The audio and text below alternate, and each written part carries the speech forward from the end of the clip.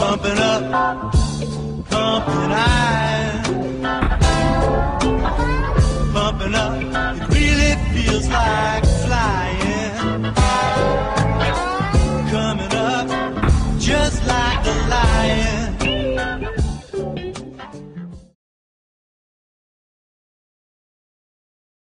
Best way to build thick abs by Stoyan Arizov. Good question. Stoyan, to build thick abs is a hard thing to do in the first place. If that ever gonna happen is the second question, because some people are born with a thick structured ab look and others have just are born with different genetics with smaller abs or flatter abs. You know, I think this is a genetic thing, you know, because I see some people work their ass off on their abs and still see nothing happening, you know. And I think the abdominal muscles are pretty resistant for growth because they are doing a lot of stuff. When you're walking, your muscles are working. When you're sitting, your muscles are working, the abdominal muscles. Everything you do, the abdominal muscles are involved. So to create an adaptation from that, you need to do a ton of volume. It's probably the same with calves. So people got shitty calves. They do a lot to actually improve on that. And then I would ask, are you walking a lot? And then they would say, yes, I'm walking every single day, like 20,000 steps. I would say, okay, if 20,000 steps is your baseline, this is actually what your calves are used to, because they are used to get your body weight up and down 20,000 steps every single day. Second question becomes, you're training 2-3 times a day calves for 4 sets, I don't know how many kilos. It's probably gonna be hard to create a solid overload on the calves. That's also the reason why I'm doing calves 3 times a day, 3 times a week, sorry, maybe even more, and doing 6, 7, 8 sets with a ton of weight, you know, to get that overload on my calves. So it's probably the same thing with the abdominals. Tim Monen 1 BCAA, can you take this while fasting? Number of calories, and if you do IFYM, how much gram protein is 1 serving of BCAA? That's a good question. There's a debate going on if BCAAs actually contains calories. Probably yes, probably something like 1.5 calorie per gram, something like that. The reason being because it's already processed. If you're eating a chicken breast, your body needs to, you know, cut that in little proteins, if you will, and amino acids before your body can take it up, and that's a process that costs energy. BCAAs are amino acids on itself, therefore there's no breakdown. Let's say no breakdown. There is breakdown, of course, if you want to get it absorbed, but most of the BCAAs will not get absorbed on itself. There are some studies searching for that and actually concluding that the BCAAs cannot be absorbed in the body because there's something to that I don't really know at the top of my head. But BCAAs, if you're fasting, do it. If you're vegan, do it, or vegetarian, do it. Because you need to get in a amino acid to create a protein synthesis response or an anabolic response for the muscles, which is leucine. And leucine is one of the BCAAs, the branched chain amino acids. So in that case, yes. Fasted cardio. I'm not doing fasted cardio whatsoever or fasted training because I don't like it. And I would not suggest to do that. I don't think it's an optimal way to do things. But if you do so, just have a protein shake. Why not have a protein shake if you can take in the BCAAs? You know, have a protein shake, have solid proteins in your body, and then have a training session. So that was it for the Instagram. Let's transition to Facebook. Alright, we are now getting into the Facebook questions. First one, Joaquin Cortez. Rico, next year you will be competing again. During your preparation, do you know who your opponents will be? And if so, will you also follow them during the preparation to see, for example, what their weak points will be? Good question, Joaquin. Actually, I will not look for who the competitors are. I've done this in Dubai 2015 and I was standing in a complete different lineup. So no, I'm not doing that anymore, and I'm not looking for weak points. The only thing I can bring is my best. You know, I'm not looking for others. I'm doing this for myself, you know, and I will bring my weak points in the posing, you know, to let or get the visual or the illusion that it is actually good. That's the only thing I can do. Jake Milburn, Rico, best exercise for building middle and rear deltoids. I would say the best exercises for that are probably the side raises for the side. Even though people think that overhead press is doing a lot of the side deltoid, is actually doing the front of the delt. Jeff Nippert got a good video on this, where he's explaining with science how you can hit those parts of the shoulder. The rear deltoids, I prefer the face pulls to do that, and you know, you need to execute the face pulls with a good mind muscle connection. It makes no sense to pull a lot of weight to hit those rear deltoids, because it's the movement itself, the contraction of the muscle that you need to feel. It's like an isolation movement and not a freaking power movement. So with that being said, just make sure that the mind-muscle connection within that exercise is good. Shai Breuer, things you need to know for your first natural bodybuilding competitions and tips. Good question. Things you need to know. The only thing I said to my athletes when they're doing their first competition, don't have high hopes or expectations that you are going to do well. It's your first show. Just enjoy the journey. This is what I've learned from Jeff Alberts, my previous coach for the 2015 Dubai show. Enjoy the journey, because you cannot do anything more. You know, if you give yourself a 100%, it's not because you could have done more. No, it's because probably you need to get in more years of training. And you need to also remind yourself that this part of bodybuilding has a lot to do with genetics. I know a lot of people walking with shirts, yeah, genetics only bring you so far. True, but it's going to probably be for 50%. So if somebody is for 50% more genetically gifted than you are, that's becoming a problem. And it's like also what I always say, you are not getting Mr. Olympia because you're working out very hard or stuffing yourself down with all the roids. It's because you're genetically gifted and the roids are actually enhancing that. Plus, they're training hard and serious. This is their life job. That's different from someone who's just working out for fun.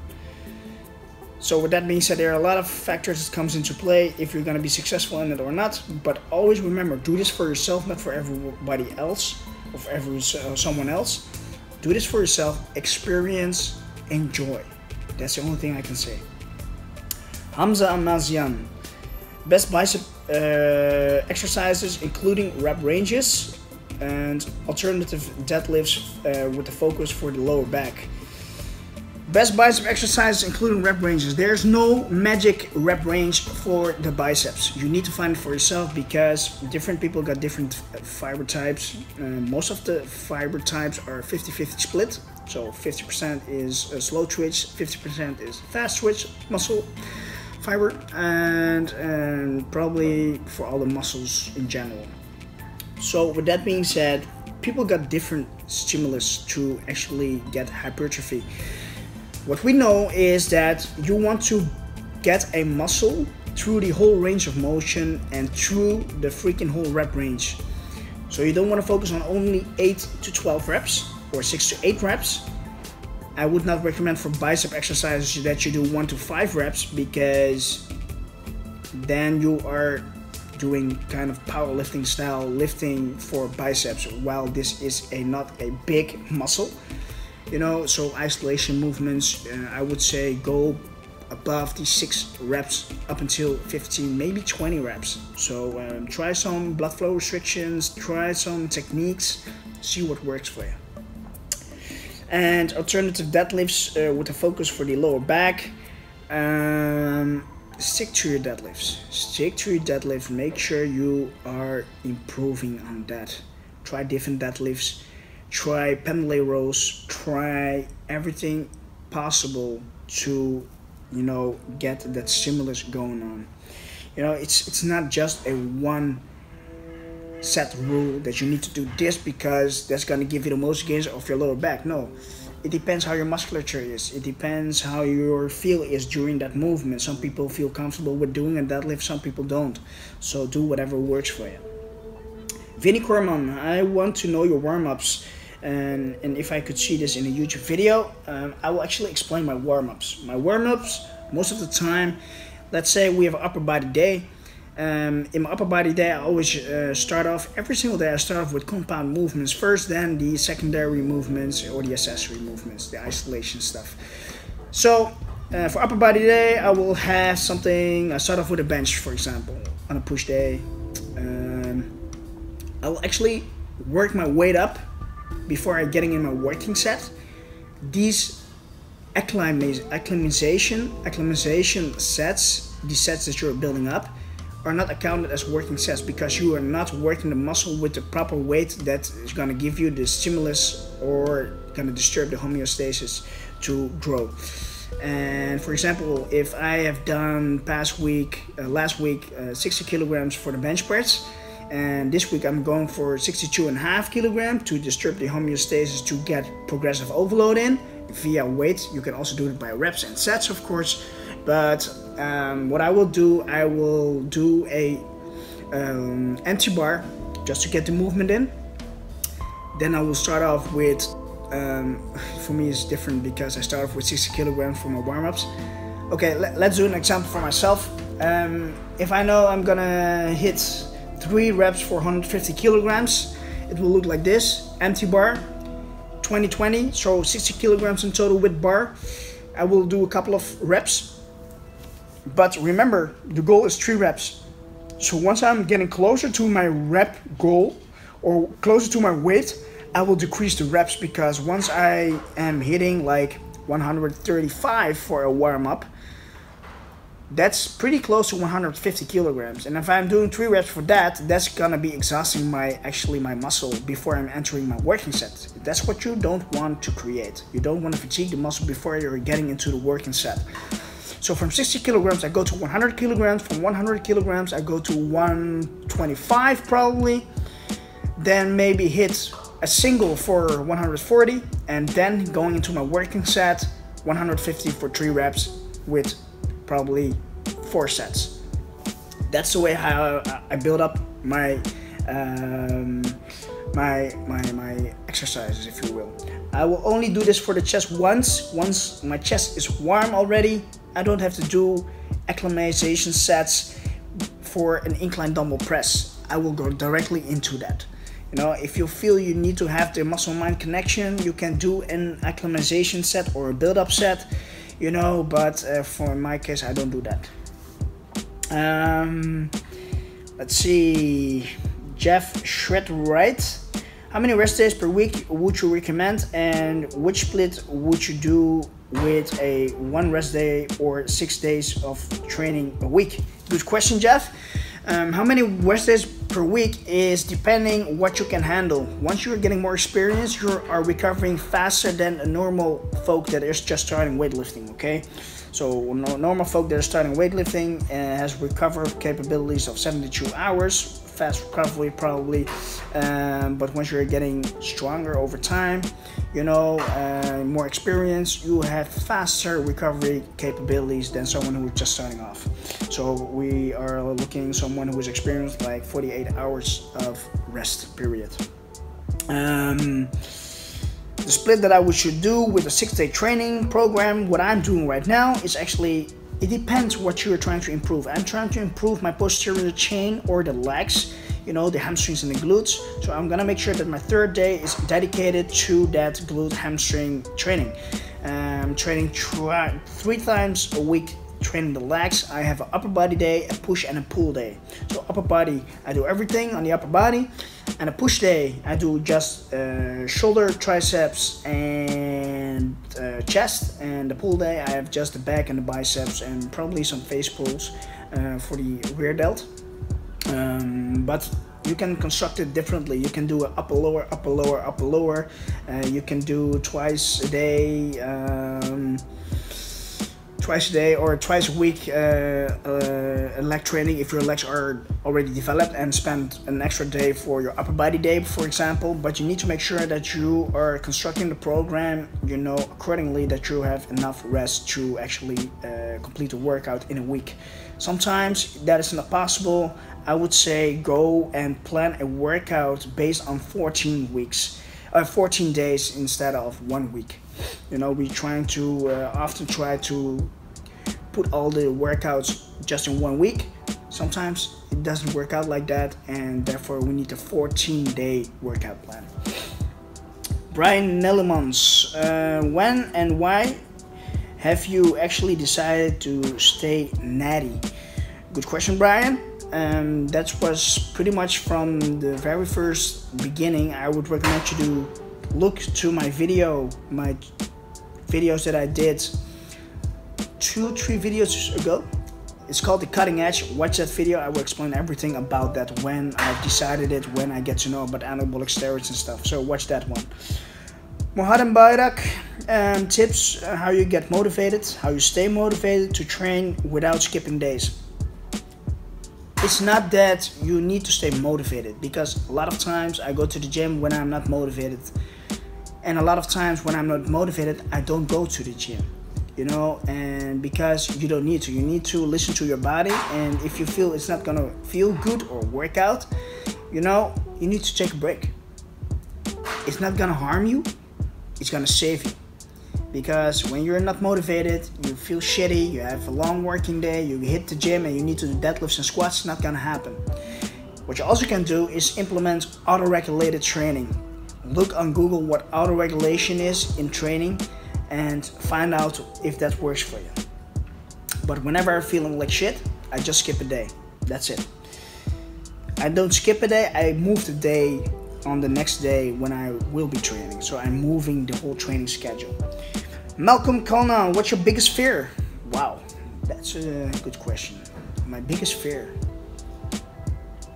Failure. Yeah, failure is my biggest fear. Not succeeding in something, leaving this world with nothing achieved.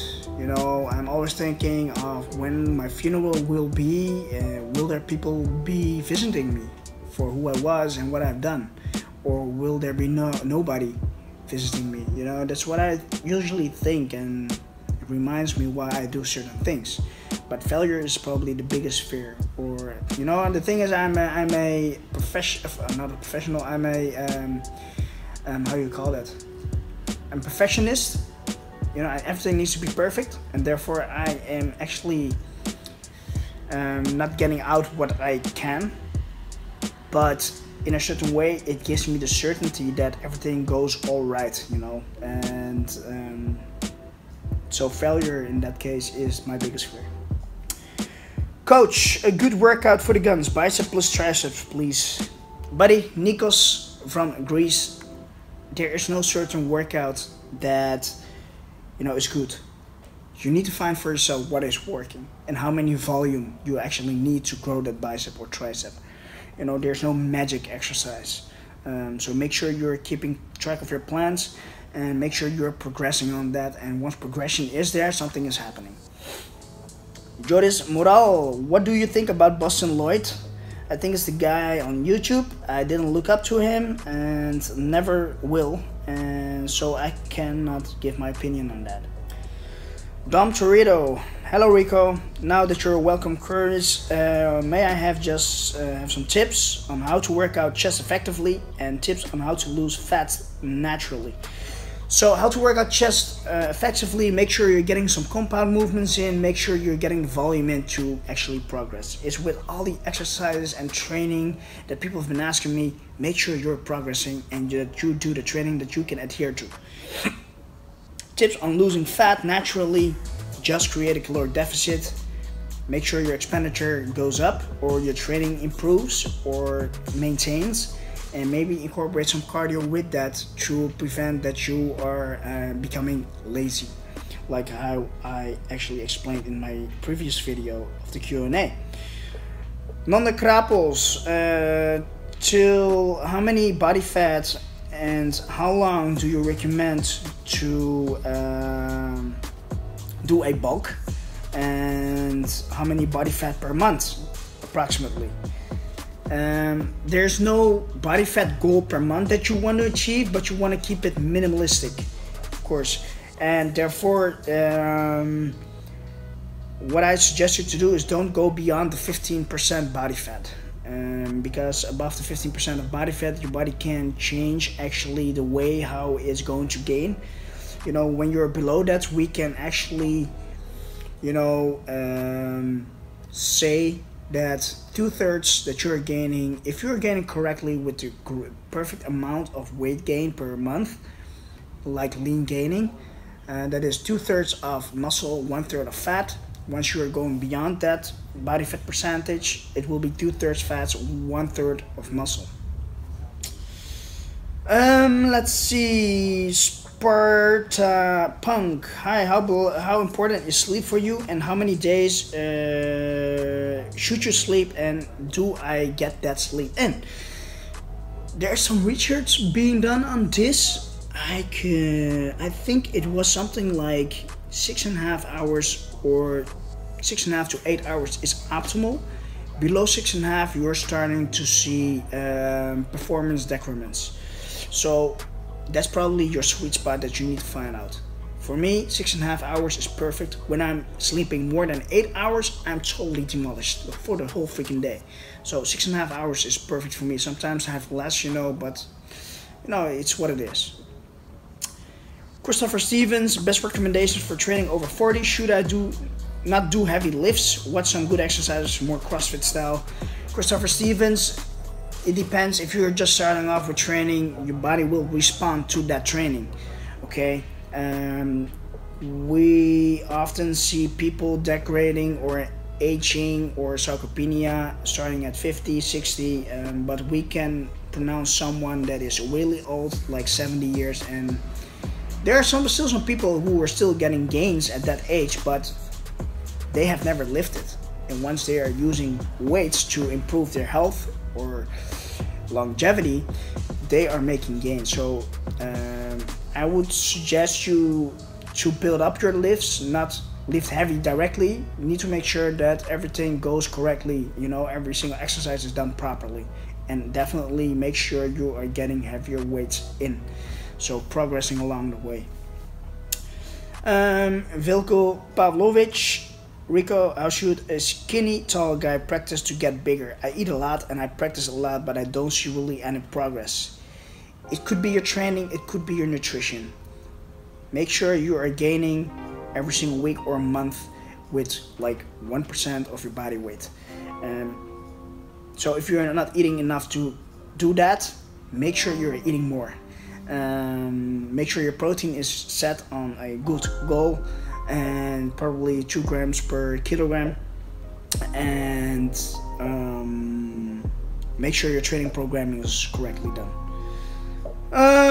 Lucas van Ypres, do you have experience with personal hormonal profiling? So if yes, what is your experience with that? I have no experience with that, but people or doctors who are saying that they are gonna make you a hormonal profile and that you should do certain things is probably garbage.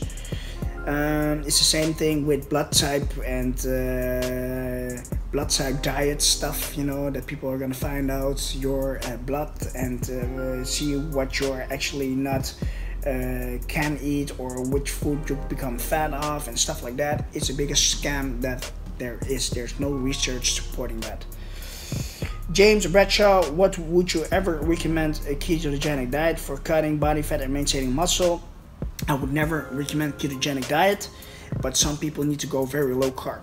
You know, I've had a client that wanted to do a show, and a lot of times with Afro-Americans, they need to go very low carb.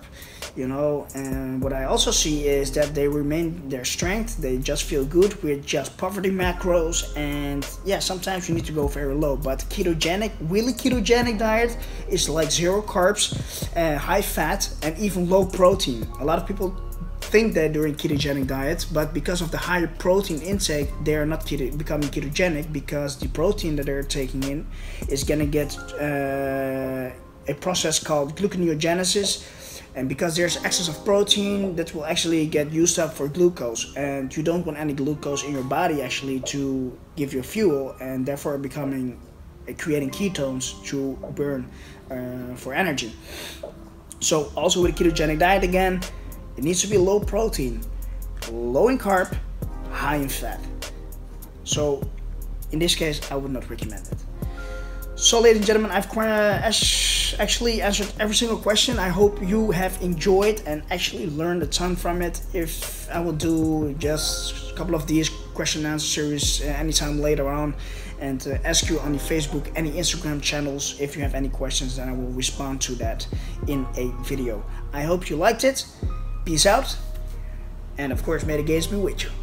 Peace out.